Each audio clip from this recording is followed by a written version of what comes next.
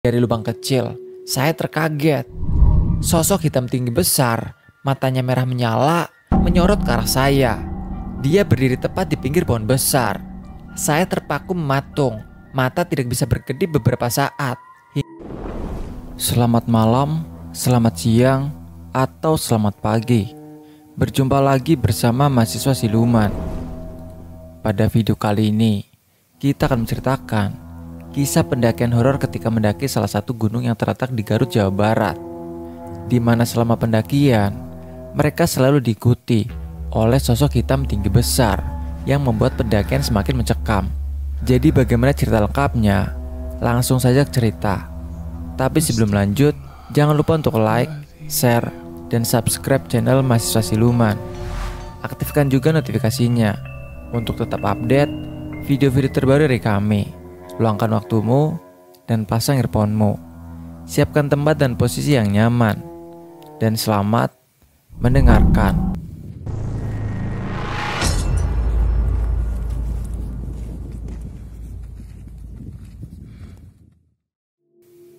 Suatu sore di hari Rabu, kopi, rokok, dan kamar sempit menjadi saksi perbincangan ngalur ngidul antara saya, sebut saja Kul, Aduk, dan Sadi. Di tengah obrolan, tercetuslah sebuah ide dari Aduk untuk mendaki gunung yang letak gunungnya berada di daerah Garut, Jawa Barat. Nama gunungnya sengaja tidak dikasih tahu. Hehe, biar kalian nebak sendiri. Saya dan Saprul pun mengiyakan ide tersebut. Namun ada keraguan yang muncul dalam rencana ini, bahwasanya kita tidak yakin jika harus mendaki bertiga orang saja. Kemudian Aduk mempunyai ide untuk mengajak tiga kawannya, yaitu Kiw, Jajon, dan seorang cewek yang bernama Aul. Namun setelah dihubungi, ternyata tiga kawannya juga sudah merencanakan akan mendaki dua gunung yang berada di Garut. Yang pertama adalah Gunung A, dan yang kedua adalah Gunung B. Namun setelah kita bertiga berunding, kita sepakat hanya akan mendaki gunung yang B saja. Di sela-sela perbincangan, ternyata ada notif WhatsApp masuk ke handphone saya. Ternyata ada seorang cewek yang bernama Fitria yang katanya mau gabung jika saya pergi mendaki. Dan entah kebetulan atau tidak, kan saya juga ada rencana pergi mendaki.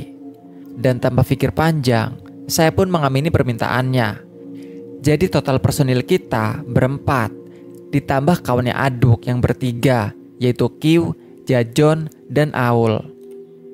Sabtu pagi di kamar sempit, saya menunggu tiga kawan saya, Aduk, Sadi, dan Fitria. Tak lama setelah ditunggu, satu persatu dari mereka tiba di titik kumpul ini. Setelah semua berkumpul, kami melakukan packing ulang dan pembagian barang bawaan. Setelah semua selesai dan dirasa aman, kami langsung saja siap berangkat ke gunung yang dituju menggunakan sepeda motor. Jarak Bandung ke Garut. Di tengah perjalanan, kami terhambat oleh padatnya arus lalu lintas yang membuat waktu perjalanan melebar. Dan ini membuat kesal tentunya. Alhasil kami tiba di base camp Gunung B pada waktu maghrib. Dan ternyata Kiw, Jajon, dan Aul belum tiba juga di base camp gunung ini.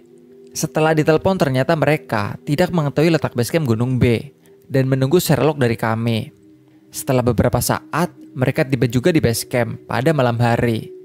Selepas itu kami berunding mengenai waktu trekking. Apakah akan melakukan trekking malam atau diundur jadi besok pagi. Dan ternyata sebagian dari kami tidak sanggup apabila harus trekking malam. Mau tidak mau, kami harus trekking keesokan harinya. Dan kami harus menginap di base camp terlebih dahulu.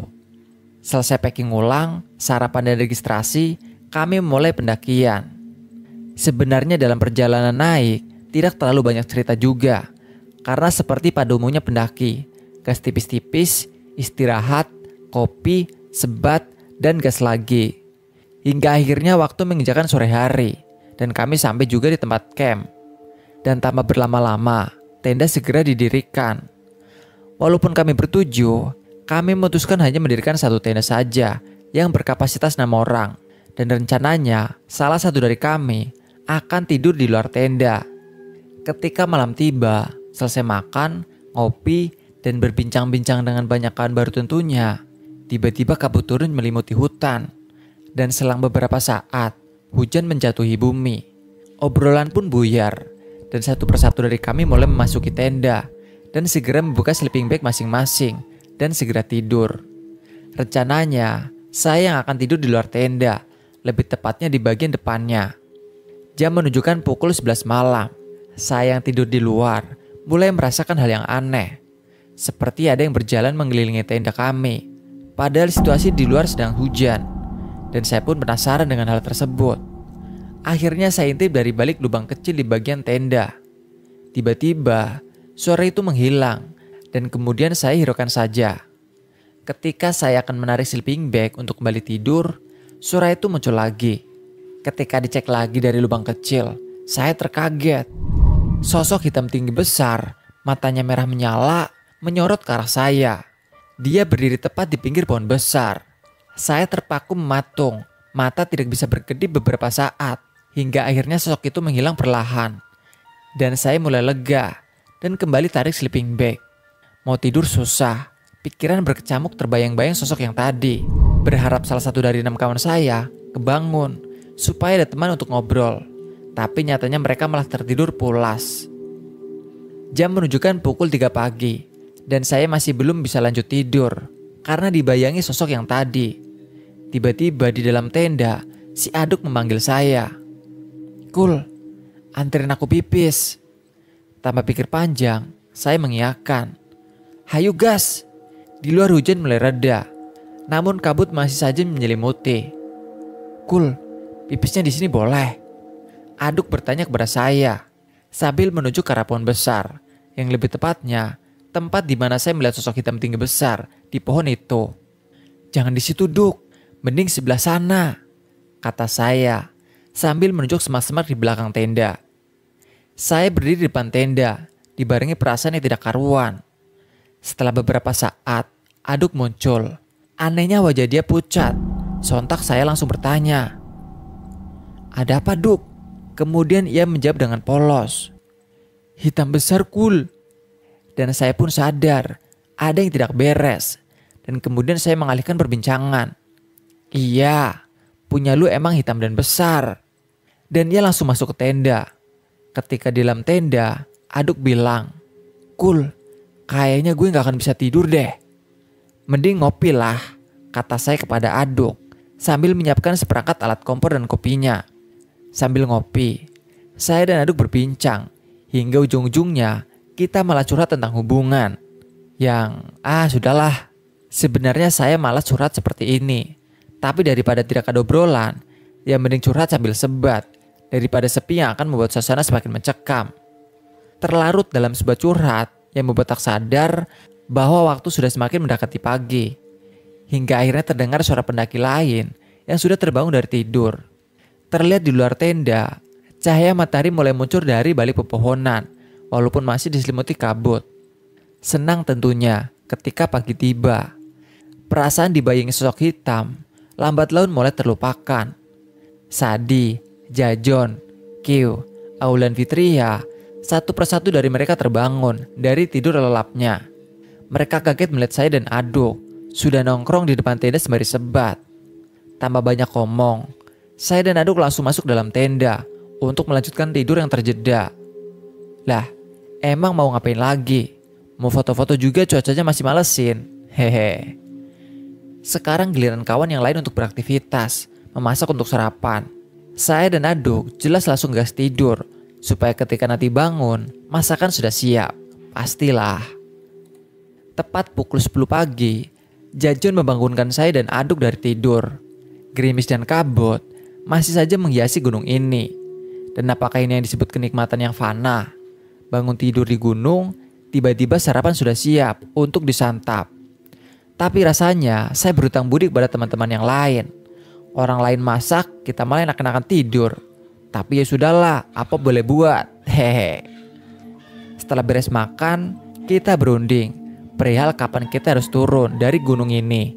Apakah kita memaksakan turun hari ini juga dengan resiko kehujanan dan pandangan tertutup kabut, atau kita akan turun esok hari. Tapi setelah banyak mendengarkan masukan, kita akan turun setelah hujan reda dan selepas kabut menghilang.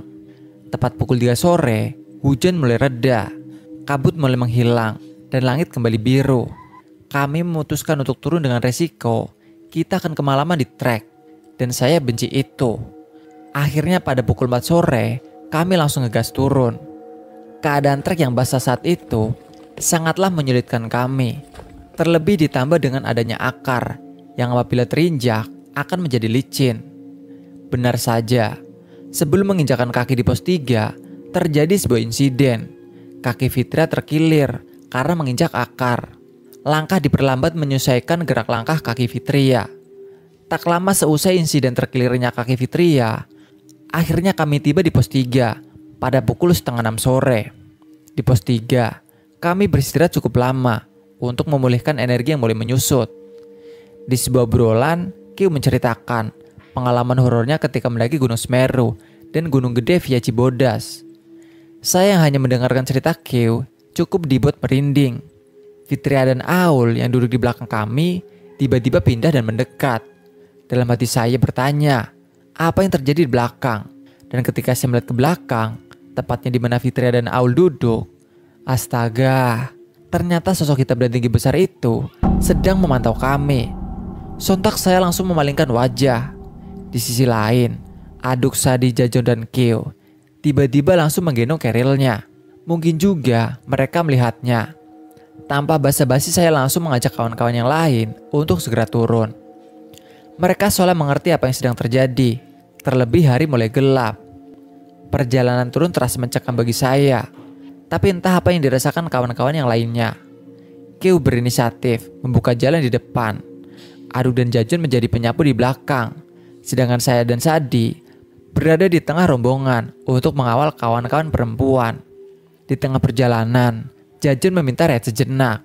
Oke lah, kita istirahat dulu, tapi tidak lebih dari 5 menit. 5 menit belum habis, tiba-tiba terdengar suara ranting pohon patah.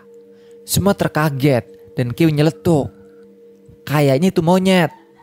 Ketika saya cek, ternyata emang benar itu monyet dan semua setuju. Tapi sebenarnya, apa yang saya lihat bukan hanya monyet, tapi sosok hitam dan tinggi besar itu sedang memantau kami. Dan sepertinya sosok itu mengikuti kita. Suasana semakin mencekam ketika Sadi melihat apa yang saya lihat. Saya juga lihat bro, celetuk Sadi. Sontak semua tiba-tiba melihat sosok tersebut. Dan tanpa komando, kami langsung tancap gas untuk turun. Lagi-lagi perjalanan turun terhambat ketika Fitria merasakan kerilnya semakin berat. Dan beratnya itu tidak wajar katanya. Keril Fitria diambil oleh Aduk supaya perjalanan kembali lancar. Pos 1 terlewati tanpa sadar. Sebuah cahaya lampu memancar dari base camp. Dan itu membuat kami semakin bersemangat. Dan tak berselang lama, akhirnya kami tiba juga di base camp. Berharap sosok itu tidak mengikuti kami lagi. Tiba-tiba seorang bapak-bapak menghampiri kami dan bertanya kepada kami, "Gimana dek? Tidak kenapa-napa kan?" Kemudian dijawab oleh Jajon, "Ada pak." Dan si bapak hanya mengaku saja, seolah mengerti apa yang terjadi di jalur ketika turun. Kami tiba di base camp pukul setengah 8 malam. Istirahat sebentar dan langsung bersiap untuk pulang ke rumah masing-masing. Tepat pukul 8 malam kami pamit pulang. Dan tiba di rumah tengah malam. Dan alhamdulillah selamat. Jadi ketika tiba di rumah dan beristirahat, pada malam keesokannya saya mencoba memancing agar kawan-kawan bercerita horor ketika naik ke gunung yang kemarin. Sekian cerita ini, terima kasih.